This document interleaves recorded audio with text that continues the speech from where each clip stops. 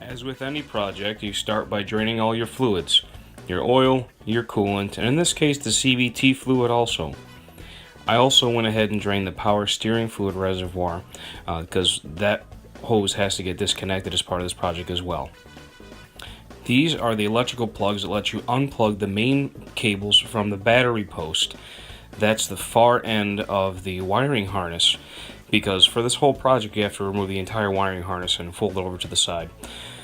The beginning of the project here is removing the wipers, the cowl, and the metal panel above. From there, it's basically a process of unplugging every connector. I counted approximately 30 electrical connectors. You also have to go ahead and disconnect every rubber hose. You also have to disconnect things like the shifter linkage, the power steering lines, the AC lines. I've removed the radiator here, as well as the front grille.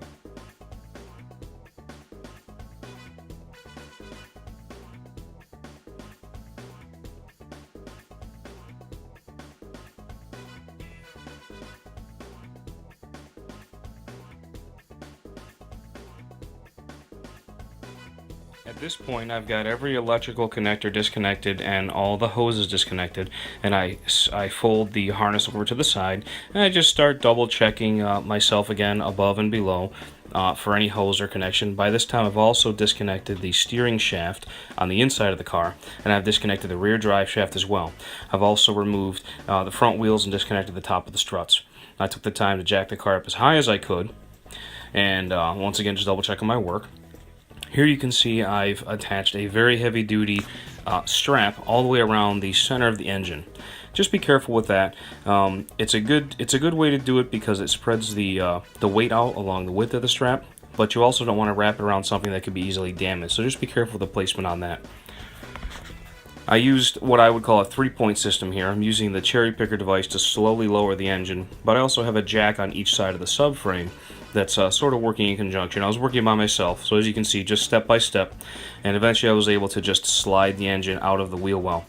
That was the point where I was very happy that I had removed the upper intake manifold, because that allowed me just enough room to slide out the side of that wheel well.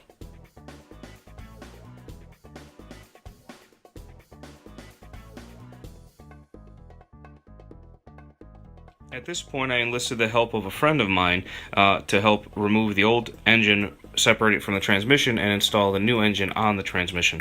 We found the torque converter bolts to be very hard to remove, but other than that, he said it was a pretty straightforward process for swapping those two engines out.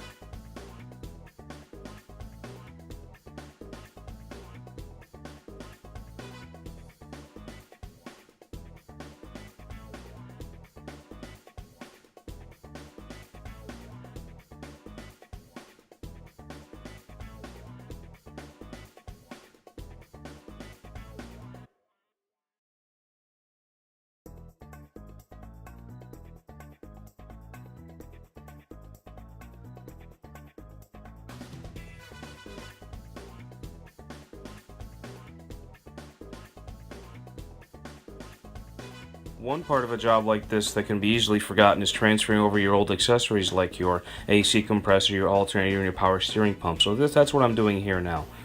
I found the power steering pump to be a little bit tricky. There is a cable that has to be routed behind the power steering pump close to the block. I believe it actually bolts right to the block. You have to watch out for that, make sure that that's routed correctly. Other than that, I found it much easier to do all these things, obviously, with the engine out. A lot of these projects are very tricky when the engine's in place. Also a good time to change these belts out since they're so easy to access.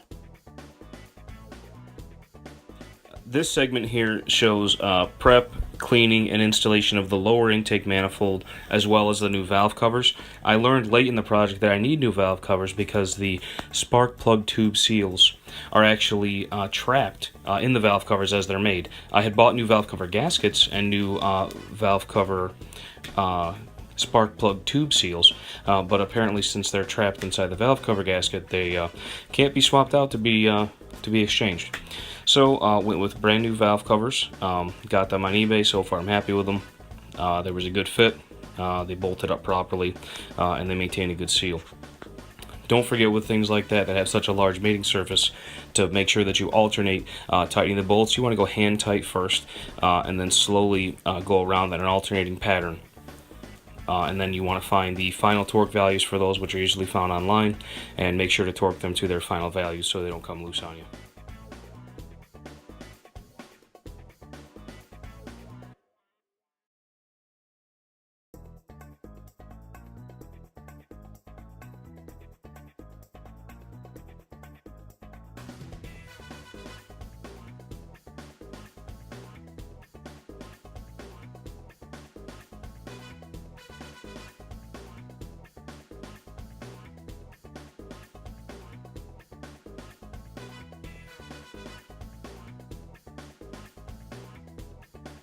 At this point, the project is essentially the reverse of the removal process, where you're just going to carefully jack this thing back into place, make sure it mounts up to the subframe points, of which there are 4.